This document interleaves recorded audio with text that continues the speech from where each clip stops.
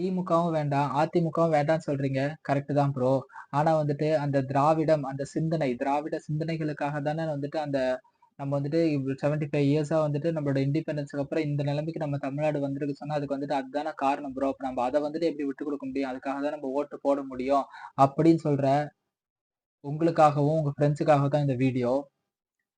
திராவிடம்னா வந்துட்டு நம்ம 4 சவுத்ல இருக்க இந்த ஸ்டேட்ஸ்லாம் சேர்ந்து இது பண்றது தான் வந்து திராவிட நாடு. அதுல வந்து திராவிட சிந்தனைகள் அப்படின்னு சொல்லி முதல்ல ஆரம்பிச்சது வந்துட்டு திரு பெரியார் அவர்கள்.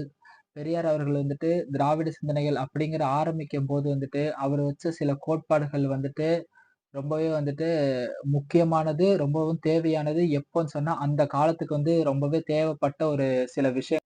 இந்த caste eradication, women empowerment, widow remarriage, superstition beliefs, Hindi oppositions, so இந்த மாதிரி ஒரு பேசிக்கு. இந்த மாதிரி வந்துட்டு சில பல விஷயங்கள வந்துட்டு பெரியார் அவர்கள் பேசுனாங்க. அந்த நேரத்துல திராவிடன் மூவ்மெண்ட் வந்துட்டு ரொம்ப தேவையான ஒரு மூவ்மெண்ட்டு. அத வந்துட்டு ரிட்டர்ன் கொண்டு வந்து அவர் செயல்படுத்தினனால தான் நம்ம வந்துட்டு இந்த அளவுக்கு வந்துட்டு நம்மளால வளர முடியுது. ஒத்துக்கிறேன்.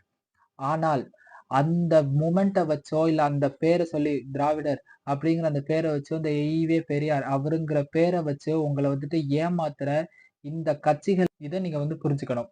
2டே கேள்வி தான் நான் கேட்க விரும்புறேன். இந்த மாரி சிந்தனைகளுக்காக ஓட்டு போடணும்னு சொல்ற உங்ககிட்ட நான் கேட்கிறேன். இப்ப நான் ஒரு சில இதெல்லாம் படிச்சேன். ஒரு சில இதெல்லாம் சொன்னேன்ல.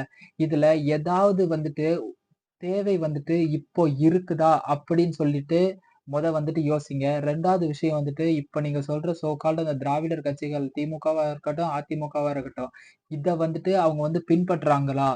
இத வந்துட்டு அவங்க ஃபாலோ பண்றாங்களா? இதன் கொள்கைப்படி அவங்க நடத்துறாங்களா? இத வந்து அப்ஹோல்ட் பண்ணி அவங்க வந்து நடத்துறாங்களா?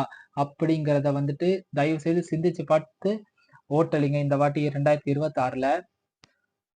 திராவிடம் அண்ட் ஈவே பெரியார். இந்த 2 பேர வச்சு நம்மள வந்துட்டு கடைசி வரைக்கும் ஏமாத்த தான் பார்க்குறாங்க தவிர, அவங்க வந்துட்டு இதோட கோட்பாடுலயும் இல்ல. அவங்க வந்துட்டு இத வந்துட்டு செயல்படுத்தவும் கிடையவே கிடையாது. அவங்க இதெல்லாம் மறந்தே வந்து பல வருஷங்கள் ஆகுது.